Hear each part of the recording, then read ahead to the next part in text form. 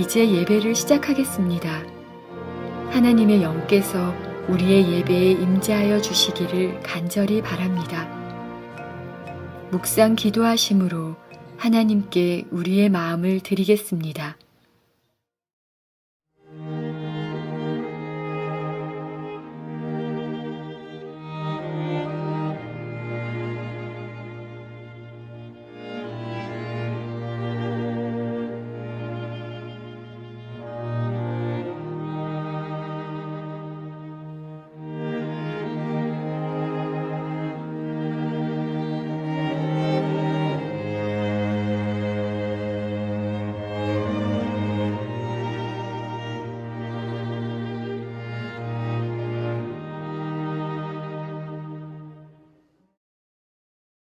하늘에 계신 저희들의 아버지, 오늘 이 시간에 주 앞에 나와 간절한 심령으로 예배드리는 성도들에게 함께하여 주셔서 말씀으로 이들을 붙잡아 주시고 위로해 주시옵소서. 특별히 오늘 이 시간에 나눌 지구 역사 마지막에 대한 사건을 다룰 때 진리의 영께서 오셔서 저희의 눈을 열어주시고 마음속에 하나님의 계시를 보여주시옵소서. 예수님의 이름으로 간절히 기도드립니다. 아멘. 다 함께 찬송으로 하나님께 영광을 드리겠습니다.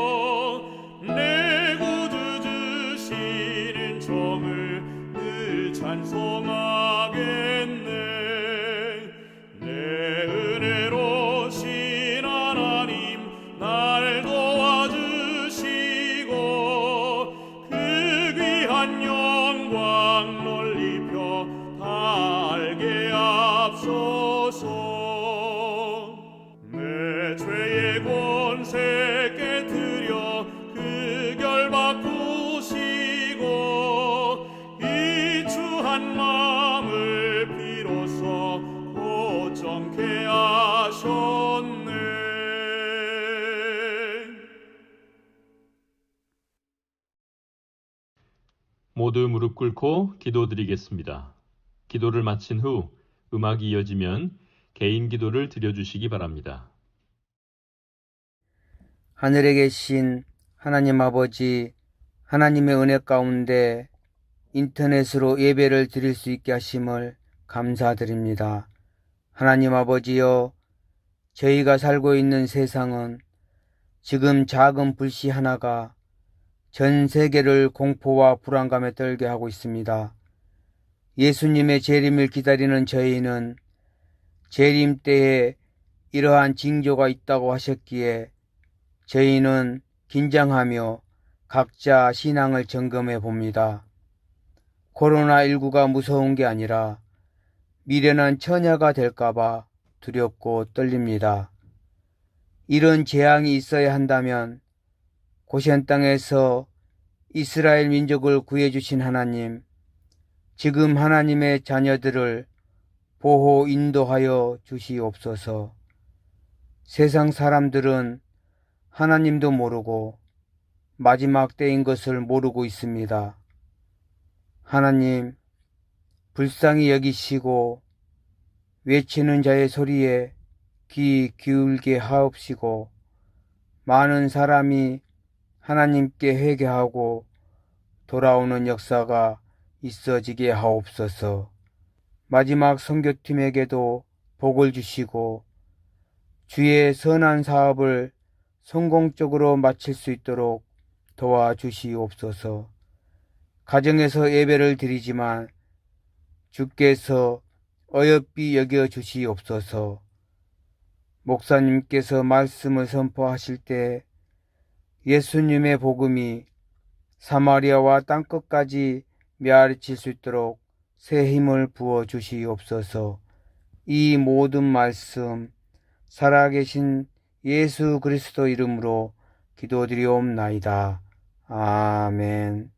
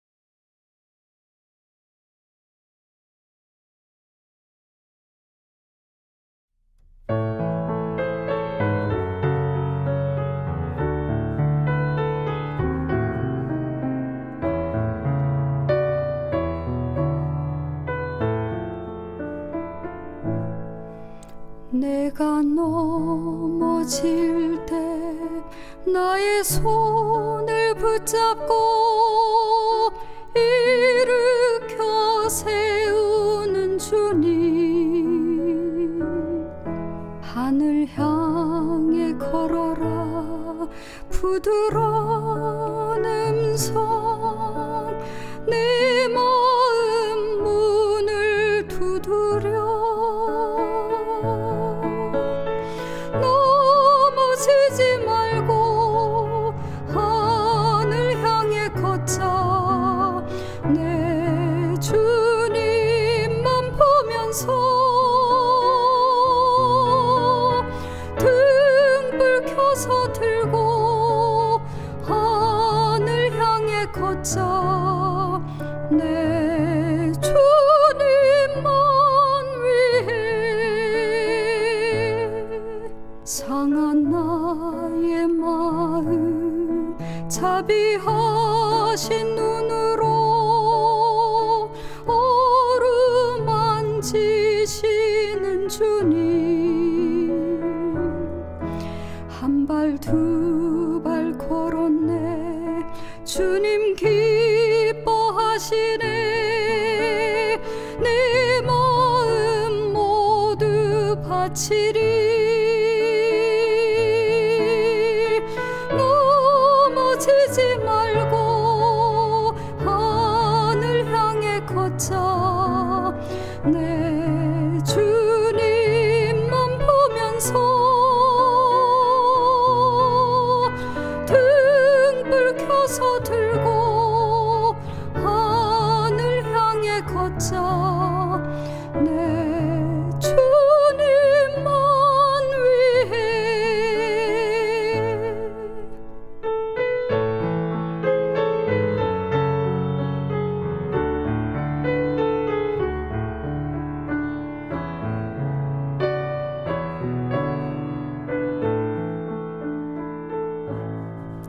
나의 얼룩진 죄 십자가의 피로써 깨끗게 하시는 주님, 모든 쾌락 버리고 나를 따르라.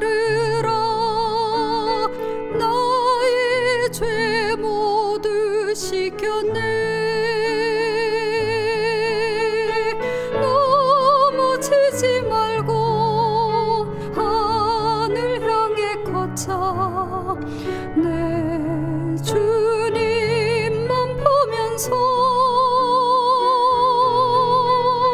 등불 켜서 들고 하늘 향해 걷자. 내 주님만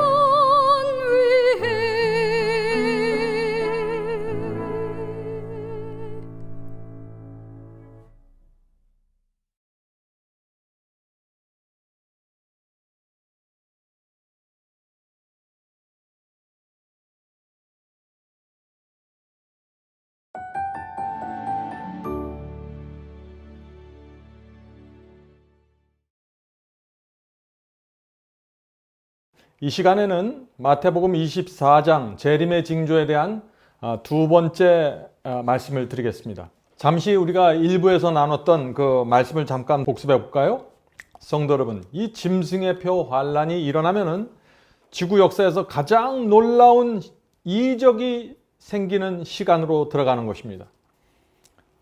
적그리스도와 거짓 선지자들이 하나로 연합해서 대항하게 될 것입니다.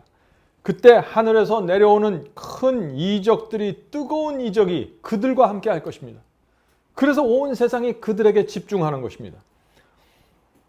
오늘날 기독교에서 현존하는 모든 예언 해석들이 하나로 동의하는 것이 있는데, 그것은 마지막 환란 때 적그리스도가 나타난다는 것입니다. 적그리스도가 광명한 모습으로 짐승의 표 환란, 마지막 환란 때 나타날 것입니다. 나타나서 가난한 자들을 도와주고 병든 자들을 고쳐줄 것입니다. 아름다운 설교를 할 것입니다. 그런 모습들을 보면서 온 세상의 사람들이 그리스도가 나타났다고 외칠 것입니다. 그리스도가 여기 있다 저기 있다고 외칠 것입니다. 마치 성경에서만 볼 수 있는 치유의 기적과 봉사의 장면들이 눈앞에서 펼쳐질 때 사람들은 거기서 뜨거운 사랑을 목격하게 될 것입니다.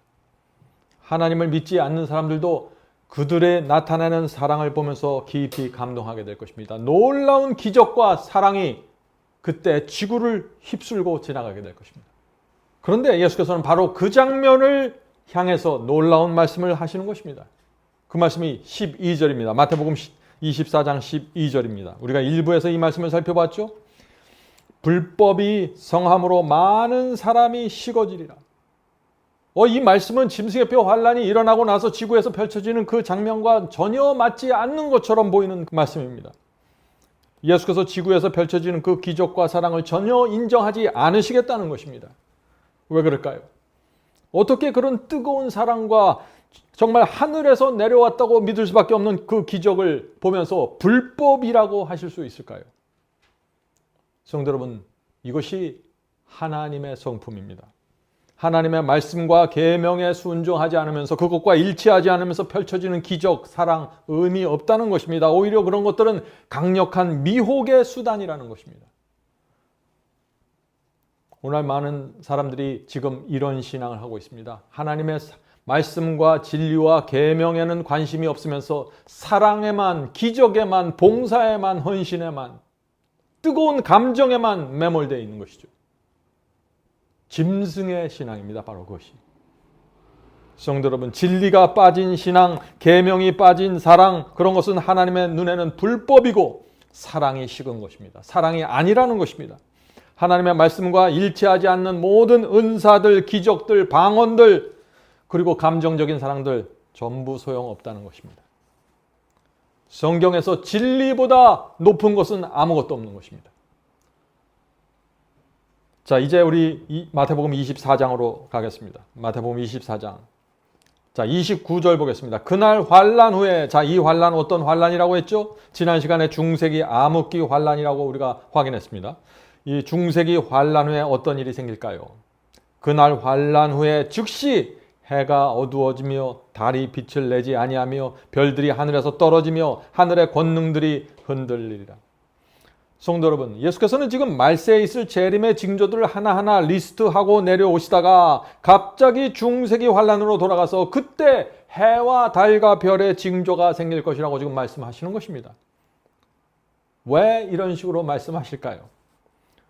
예수께서는 마태복음 24장에서 지금 순서적으로 그 재림의 징조를 말씀하셨고 마지막 짐승의 표 환란 때 어떤 미혹이 나타날지 설명해 주셨습니다. 그리고 27절에서 번개가 동편에서 나서 서쪽에 번쩍임 같이 인자의 임함도 그리하리라 해서 예수께서 오시는 장면까지 마무리를 지은 것입니다. 다시 말해서 재림의 징조를 처음부터 끝까지 다 말씀해 주셨습니다. 그리고 나서 29절에서 중세기 암흑기 환란 후에 해와 달과 별의 징조가 있을 것이라고 지금 말씀하시는 것입니다. 예수께서 우리에게 주시려고 하는 메시지가 뭡니까? 지금까지 알려주신 재림의 징조들이 나타나기 시작하는 시작점을 알려주시는 것입니다. 마태복음 24장에서 내가 너에게 알려준 이 재림의 징조들은 언제부터 시작될 것이다 하는 그 시작점을 말씀해 주시는 것이에요. 다시 말해서 중세기에 나타난 지진과 전염병은 재림의 징조가 아니라는 것입니다. 해와 달과 별의 징조가 나타난 후에 나타나는 징조들만 재림의 징조에 속한다는 것이죠. 중세기 암흑기가 끝난 다음에 해와 달의 별의 징조가 나타나고 그때부터 생기는 전쟁, 그때부터 생기는 민족과 민족의 대결, 그때부터 생기는 기근과 지진과 온역이 재림의 징조라는 것입니다. 이것이 마태복음 24장의 구조이고 패턴입니다. 여러분들 이해하시겠습니까? 자, 마태복음 24장에서 주셨던 해와 달과 별의 징조, 이 징조와 동일한 장면이 요한계시록 기록되어 있다고 그랬죠? 요한계시록 6장에 나옵니다. 요한계시록 6장 12절 13절입니다. 내가 보니 여섯째 인을 떼실 때 큰 지진이 나며 해가 총담같이 검어지고 온 달이 피같이 되며 하늘의 별들이 무화과 나무가 대풍에 흔들려 선과 실이 떨어지는 것 같이 땅에 떨어지며. 자, 이 일이 언제 생길까요? 언제 생겼을까요? 분명한 사실은 지구 역사에서 큰 지진과 해와 달과 별의 이 네 가지 징조가 순서적으로 차례차례 이루어진 적은 오직 한 번밖에 없는데 그것은 중세기 암흑기 끝났을 때입니다. 그래서 마태복음 24장에 나오는 29절에 나오는 그 환란을 중세기 암흑기의 환란이라고 제가 해석하는 것입니다. 자, 우리 그러면 큰 지진과 해와 달과 별의 그 징조가 언제 어디서 어떻게 일어났는지 한번 역사 속에서 확인해 보도록 하겠습니다. 자, 첫 번째 징조가 무엇이라고 했죠? 큰 지진이었습니다. 중세기 환란이 맞춰지면서 지구 전체를 흔드는 엄청난 지진이 일어났습니다. 1755년 11월 1일 리스본 대지진이 바로 그 지진입니다. 리스본 대지진은 스페인과 포르투갈뿐만 아니라 미국 동부에서도 흔들림을 느낄 수 있을 정도로 초대형 지진이었습니다. 여러분이 인터넷 가셔서 리스본 대지진 치시면은 놀라운 엄청난 사이즈의 대지진을 발견하게 될 것입니다. 바로 그 지진이 중세기 암흑기의 종말을 고하고 말세가 시작되었음을 알리는 예언의 성취였습니다.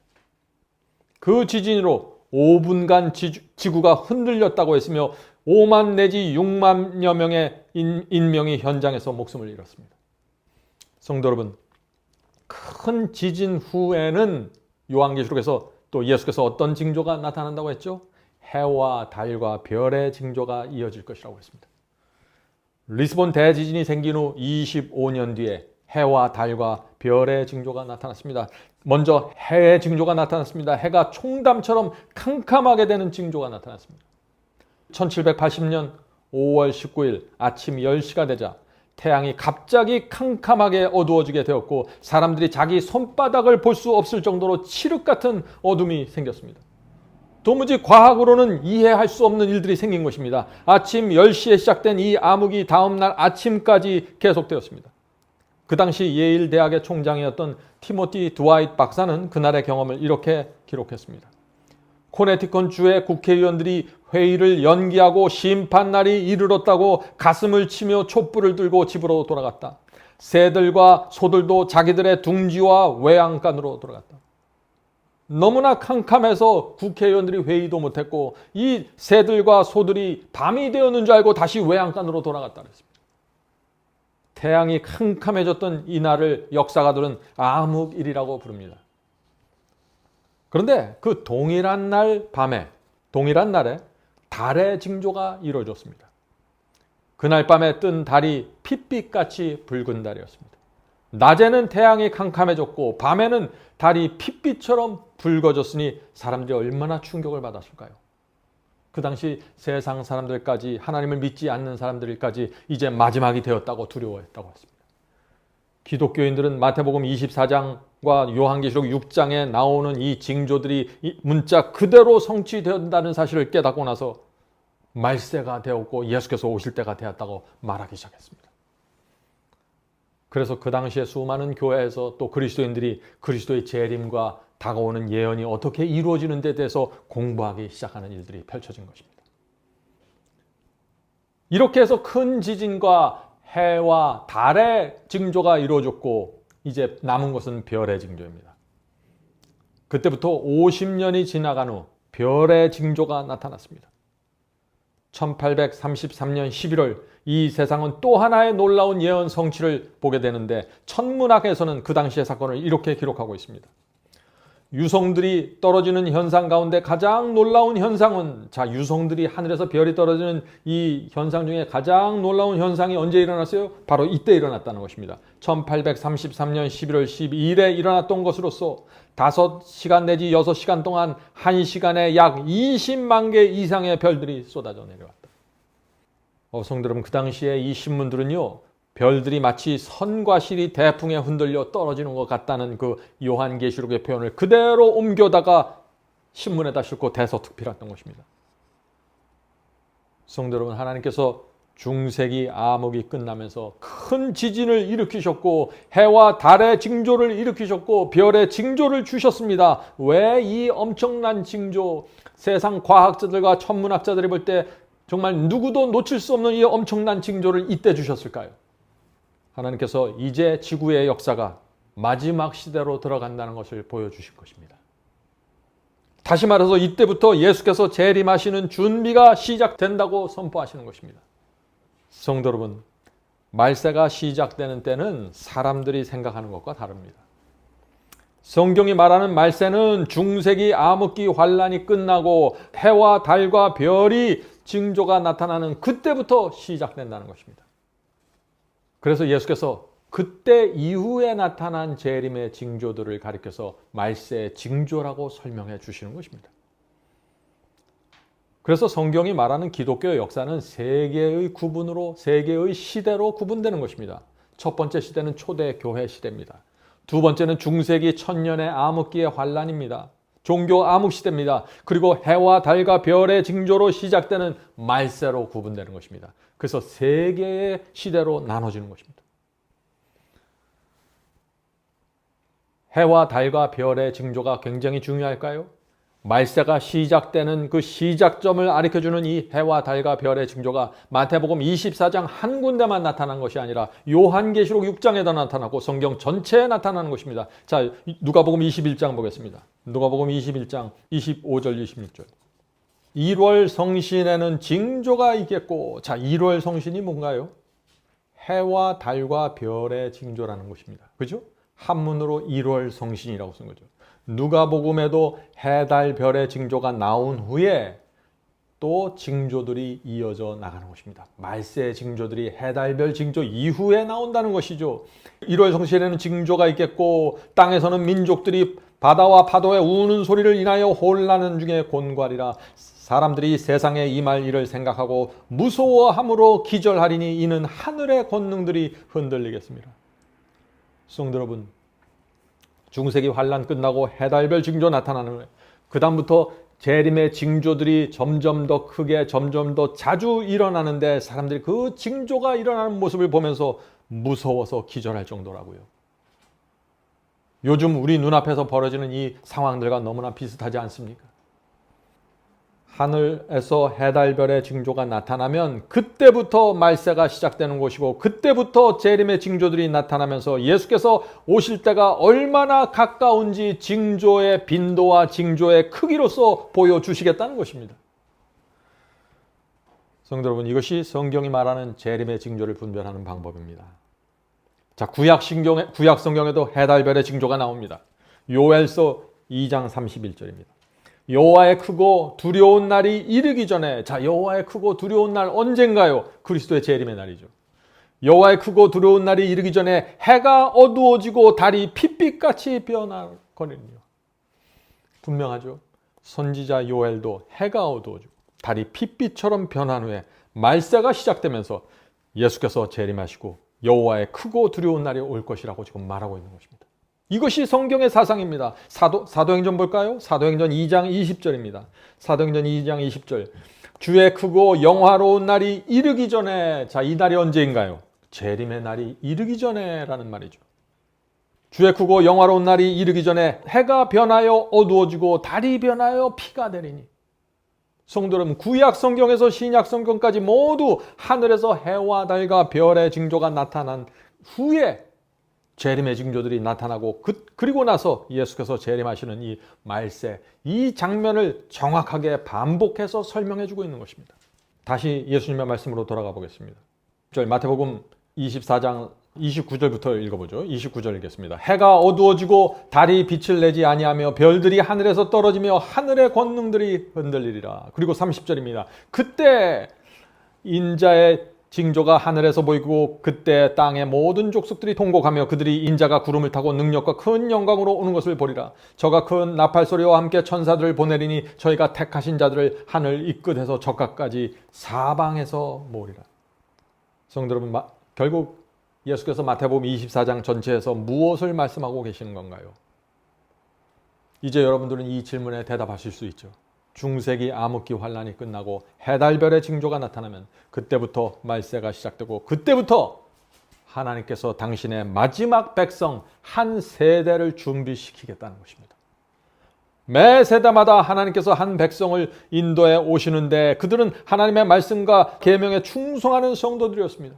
그런데 해달별 이후에는 마지막 세대를 준비하시겠다는 것입니다. 예수 그리스도의 재림을 눈으로 목격할 한 백성을 준비해 나가시겠다는 것입니다. 그래서 한 세대가 준비되어야 하는 것입니다. 만약 그 세대에 그 한 백성이 준비가 안 되면 다음 세대로 넘어가는 것이죠. 그래서 지금까지 예수 그리스도의 재림이 지체되어 온 것입니다. 자, 그런데 성도 여러분, 해달별의 징조가 나타나면 그때부터 말세가 시작된다는 사실을 사탄이 알까요? 당연히 알겠죠.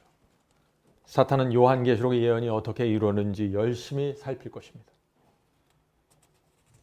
그래서 사탄은 해달별의 징조가 나타난 후에 말세가 시작된 이후에 하나님께서 인도하는 그 한 백성을 집요하게 공격하는 것입니다. 사탄이 그 한 백성을 공격하는 장면이 어디에 나오나요? 요한계시록에 나오는 것입니다. 성도 여러분, 요한계시록을 여러분이 모르면 성경을 이해할 수 없고 마지막 시대 하나님의 백성으로 설 수 없는 것입니다. 자, 요한계시록 12장 17절 보겠습니다. 요한계시록 12장 17절. 용이 사탄입니다. 용이 여자에게 분노하여 돌아가서 그 여자의 남은 자손 곧 하나님의 계명을 지키며 예수 증거를 가진 자들로 더불어 싸우려고 바다 모래 위에 섰더라. 성도 여러분, 해달별의 징조가 나타난 후에 마지막 때 말세에 하나님께서 인도하시는 백성들의 정체가 누구입니까? 하나님의 계명을 지키고 예수 증거를 가진 성도들입니다. 요한은 그들이 여자의 남은 물이라고 지금 말하고 있는 것입니다. 자, 이제 제가 질문을 드립니다. 요한계시록은 마지막 시대 하나님께서 인도하는 백성을 말하면서 왜 자꾸 계명을 지키는 백성이라고, 계명을 지키는 성도들이라고 말할까요? 이 질문에 답을 갖고 있는 성도들이 마지막 시대 예언의 빛을 갖고 있는 성도들입니다. 여러분은 반드시 요한계시록을 공부하셔야 됩니다. 피할 수 없는 과목입니다. 마지막 소명 바이블 칼리지에 오셔서 이 문제에 대한 자세한 강의를 꼭 들어보시길 바랍니다. 성도 여러분, 중세기 환란이 끝나고 해달별의 징조가 하늘에서 나타나면 그때부터 말세가 시작되고 그때부터 하나님께서 한 백성을 준비시키는데 그들이 누구예요? 계명을 지키는 여자의 남은물입니다. 그리고 사탄은 그때부터 계명을 지키는 남은물을 집요하게 공격한다는 것입니다. 우리는 지금까지 마태복음 24장 1절부터 32절까지 살펴보았습니다. 예수께서 재림하시는 그 장면까지 우리가 살펴본 것입니다. 자, 이제 32절을 넘어가겠습니다. 자, 32절에 어떤 말씀이 나오나요? 이 32절에 바로 무화과 나무의 비유가 나오는 것입니다. 이제 우리는 예수께서 말씀하신 이 세대가 지나가기 전에 이 일이 다 이루리라 하는 말씀의 의미를 살펴볼 준비가 되어 있는 것입니다. 자, 마태복음 24장 32절 34절입니다. 마태복음 24장 32절 34절. 무화과 나무의 비유를 배우라. 그 가지가 연하여지고 잎사귀를 내면 여름이 가까운 줄 아나니 이와 같이 너희도 이 모든 일을 보거든 인자가 가까이 문 앞에 이른 줄을 알라. 성도 여러분, 이 말씀이 무슨 뜻입니까? 무화과 나무 가지가 연하여지고 잎사귀가 나오죠? 그러면 여름이 가까웠다는 사실을 우리에게 말하고 주고 있는 것입니다. 그와 마찬가지로 예수께서 마태복음 24장에서 말씀하신 이 재림의 징조들이 하나하나 차례차례 나타나거든, 모두 나타나거든 예수께서 곧 재림하신다는 사실을 알라고 말씀하시는 것입니다. 성도 여러분, 지금 우리 시대에 예수께서 마태복음 24장에 말씀하신 그 재림의 징조들이 하나하나 나타났나요? 모두 나타났나요? 거의 다 나타났습니다. 마지막 환란에 대한 것만 빼놓고 나머지는 다 이루어진 것입니다. 마지막 세대에 우리가 살고 있는 것입니다. 그래서 34절 보겠습니다. 무화과 나무의 비유에 나오는 34절입니다. 내가 진실로 너희에게 말하노니 이 세대가 지나가기 전에 이 일이 다 이루리라. 성도 여러분, 이 세대가 지나가기 전에 이 일이 다 이루리라는 이 예수님의 이 말씀의 뜻이 무엇인가요? 중세기 환란이 지나가고 해달별의 징조가 하늘에서 나타나고 말세가 시작되면 그때부터 성도들이 이 시대 마태복음 24장에 나오는 모든 징조가 이루어질 것을 기대하며 살아가라는 것입니다. 다시 말해서 예수께서 내가 살아있는 동안에 재림하신다고 믿고 살라는 것입니다. 마지막 세대를 말하는 것입니다. 다시 말해서 내가 죽기 전에 예수님의 얼굴을 대면할 것을 기대하면서 살라는 것입니다. 언제? 해달별 징조 이후에 이 세상에 태어나는 그리스도인들 말이죠. 성도 여러분, 이것이 재림신앙입니다. 이 시대의 성도들은 재림신앙을 갖고 살아야 하는 세대입니다. 재림신앙이 무엇인가요? 내가 살아있는 동안 반드시 재림의 징조가 모두 이루어지면서 예수께서 재림하실 것을 믿는 신앙입니다. 제가 질문 드립니다. 예수께서 해달별의 징조가 나타나는 후에 왜 재림신앙을 갖고 살라고 했을까요? 왜 이 세대가 지나기 전에 이 일이 다 이루리라 하는 이 말씀을 붙잡고 살라고 하셨을까요? 말세가 되면은 하나님께서 사탄과 마지막 전쟁을 해야 하기 때문입니다.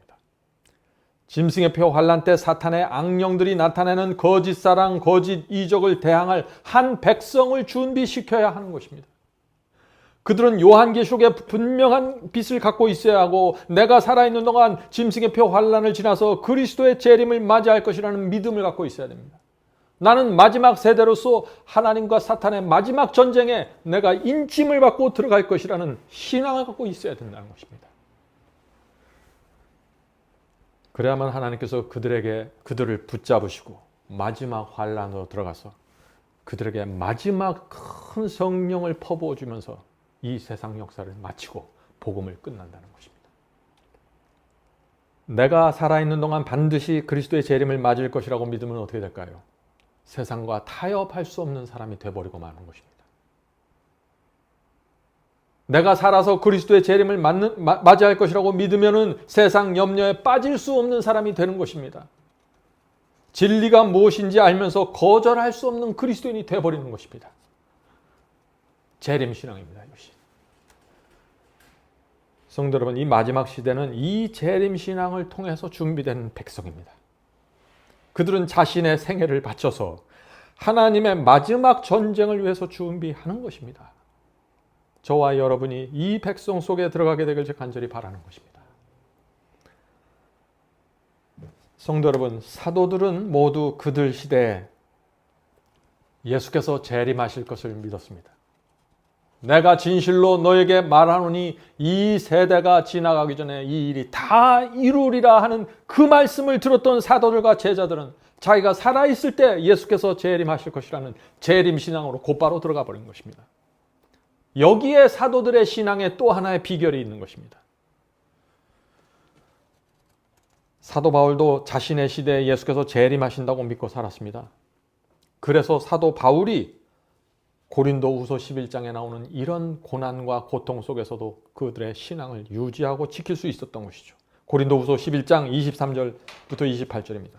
내가 수고를 넘치도록 하고 옥에 갇히기도 더 많이 하고 매도 수없이 맞고 여러 번 죽음 뻔하였으나 유대인들에게 40에 하나 감한매를 5번 맞았으며 3번 태장으로 맞고 1번 돌로 맞고 3번 파선하는데 1주야를 기품에서 지났으며 여러 번 여행의 강의 위협과 강도의 위험과 동족의 위험과 이방인의 위험과 신의 위험과 광야의 위험과 바다의 위험과 거짓 형제 중에 위험을 당하고 또 수고하며 애쓰고 여러 번 자지 못하고 줄이며 목마르고 여러 번 굶고 죽고 헐벗었노라.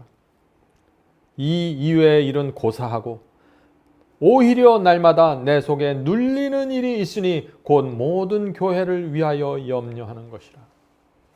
성도 여러분, 이 고난과 고통 속에서도 주의 복음과 교회들을 위해서 염려하는 이 사도들의 신앙 비밀이 무엇입니까? 재림신앙입니다. 이제 곧 내가 살아서 그리스도의 재림을 맞이하고 승천할 것이라는 믿음을 갖고 사는 것입니다. 그것이 마지막 세대의 신앙입니다. 그것이 초대교회 신앙입니다. 초대교회가 가지고 있던 복음, 초대교회가 가지고 있던 계명, 초대교회가 갖고 있던 신앙, 초대교회가 가지고 있던 그 재림 신앙을 그대로 회복하는 것이 마지막 세대입니다. 마지막 세대. 그래서 이 마지막 세대에서 성도들은 초대교인들처럼 이 세상을 나그네로 살면서 이제 곧 내가 살아있는 동안 저 하늘로 승천할 것을 바라보며 걸어가는 것입니다. 성도들은 그것이 재림신앙입니다. 이 세상이 감당할 수 없는 신앙으로 들어가는 것입니다. 그래서 바울이 성경을 기록할 때 이렇게 기록한 것입니다. 데살로니가 전서 4장 16절 17절입니다. 데살로니가 전서 4장 16절 17절. 주께서 호령과 천사장의 소리와 하나님의 나팔로 친히 하늘로 쫓아 강림하시리니 그리스도 안에서 죽은 자들이 먼저 일어나고 그 후에 우리 살아남은 자들도 그들과 함께 구름 속으로 끌어올려. 이 말씀이 무슨 뜻인가요? 바울은 지금 예수께서 재림하실 때 자신이 살아있을 것으로 믿었던 것입니다. 죽어있는 성도들이 부활할 때, 그들이 하늘로 올라갈 때 나도 그들과 함께 살아서 그리스도께 공중에 끌어올림을 받을 것이라고 지금 그렇게 글을 기록하고 있는 것입니다. 재림신앙이에요. 이것이 바로. 계속해서 읽겠습니다. 구름 속으로 끌어올려 공중에서 주를 영접하게 하시리니 그리하여 우리가 항상 주와 함께 있으리라. 성도 여러분, 재림신앙의 실체가 보이십니까? 이 세대가 지나가기 전에 모든 징조가 성취되면서 그리스도의 재림을 맞이하여 내가 공중에서 주를 영접할 것이라고 믿고 살아가는 것입니다. 재림신앙입니다. 바울은 그런 신앙을 갖고 있기 때문에 충성스러운 신앙을 그가 죽는 날까지 지킬 수 있었던 것이죠. 많은 사람들이 이야기를 합니다. 어떻게 베드로가 그렇게 살 수 있었을까요? 바울이 어떻게 그런 신앙을 할 수 있었을까요? 로마 황제의 핍박과 죽음과 가난과 고난 속에서 어떻게 그들의 믿음이 흔들리지 않을 수 있었습니까? 그 이유가 뭡니까? 오늘 우리가 그 대답을 가진 것입니다. 재림신앙입니다. 내가 살아있는 동안 반드시 그리스도의 얼굴을 본다는 것입니다. 이런 신앙으로 돌아가면 타협할 수 없고 진리를 외면할 수 없고 게으를 수 없는 것입니다. 사도 요한도 재림신앙을 갖고 있었습니다. 요한은 하나님께서 주신 그 2000년의 계시를 다 본 사도입니다. 그 2000년의 계시를 다 지켜본 다음에 요한계시록 마지막 장 마지막 절에서 놀라운 말씀을 기록합니다. 요한계시록 22장 20절입니다. 요한계시록 22장 20절. 이것들을 증거하신 이가 가라사대 내가 진실로 속히 오리라 하시거늘 아멘 주 예수여 어서 오시옵소서. 성도 여러분, 지금 요한이 무슨 말을 하는 것인가요? 요한은 세상 끝까지의 계시를 모두 보았던 사도입니다. 초대교회의 말씀이 진리가 중세기에 처절하게 무너지는 모습을 보았습니다. 천년의 중세기의 암흑기 동안 하나님의 십계명이 무너지는 모습을 보았습니다. 수천 명의 성도들이 죽는 것을 보았어요.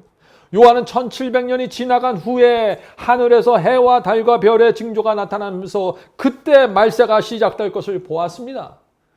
그럼에도 불구하고 요한은 이것들을 증거하신 이가 가라사대 내가 진실로 속히 오리라 하시거늘 아멘 주 예수여 어서 오시옵소서라고 고백하는 것입니다. 성도 여러분, 이것이 재림신앙입니다. 우리도 날마다 아멘 주 예수여 어서 오시옵소서, 제가 주님을 맞이하겠습니다 라고 고백하면서 살아야 되는 것입니다. 그런 성도들이 세상을 이기게 될 것이고 그런 성도들이 마지막 세대로서 하나님 앞에 바쳐져서 인을 맞고 마지막 짐승의 표 환란으로 들어가게 돼서 승리하게 되는 것입니다. 성도 여러분, 우리는 지금 마지막 시대의 끝에 살고 있습니다. 지금 이 세상이 돌아가는 모습을 보십시오. 우리가 살고 있는 이 세대가 지구 역사의 마지막 세대가 될 가능성이 굉장히 높다는 사실을 저와 여러분 모두 알고 있지 않습니까? 이제 우리에게 필요한 것은 재림신앙입니다. 내가 살아있는 동안 공중에서 주를 영접한다는 그 신앙 말이죠. 그런 신앙을 가지면은요, 이 세상 모든 것을 초월하고 나그네로서 빚진 자의 심령으로서 살아가게 될 것입니다. 성령께서 그들에게 놀라운 역사를 함께 하실 것이고 진리를 주시고 이 세상이 감당할 수 없는 복음의 선포자로서 세워주실 것입니다. 성령께서 부디 저와 여러분 모두를 마지막 세대로 준비시켜 주시길 제가 간절히 바랍니다. 하늘에 계신 저희들의 아버지, 저희가 마태복음 24장에 나오는 그리스도의 재림의 징조를 모두 살펴보았습니다. 이 세대가 지나기 전에 모든 징조들이 이루어질 것이라는, 그러면서 예수께서 재림하실 것이라는 그 말씀 속에 저희의 신앙을 두고 살아갈 수 있도록 도와주시옵소서. 하늘에 계신 아버지, 살아있는 신앙을 갖기 원합니다. 초대교회 제자들이 가졌던 그 신앙의 비밀을 오늘 보았으므로 저희가 정말 그리스도를 믿고 재림을 간절히 사모하면서 살 수 있도록 지켜주시옵소서.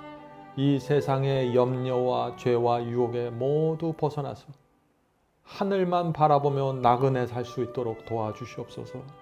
하늘에 계신 아버지, 저희의 남은 생애 동안 말씀에 의지해서 말씀을 붙잡고 살 수 있도록 도와주시고,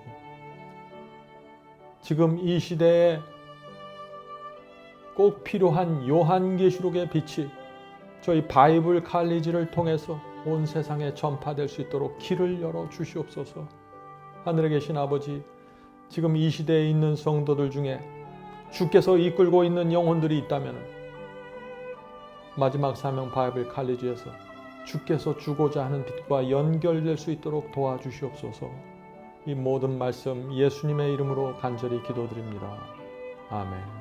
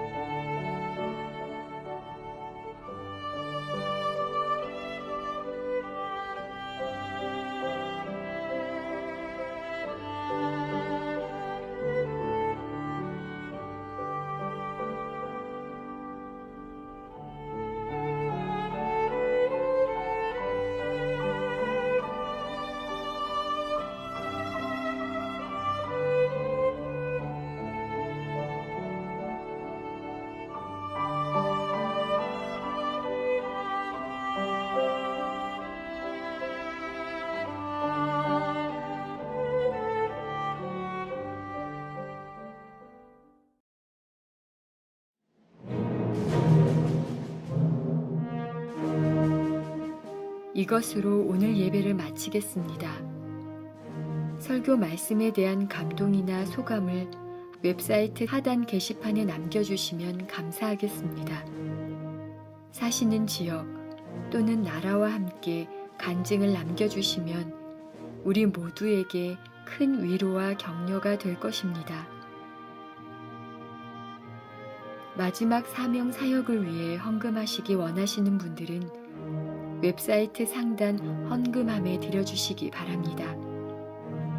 성도 여러분의 헌금은 복음을 전파하는 일에 소중히 사용됩니다. 그럼 다음 주 이 시간에 다시 뵙겠습니다. 마지막 사명 인터넷 교회 교우 여러분, 하나님의 은혜와 평강이 함께 하시길 간절히 바랍니다.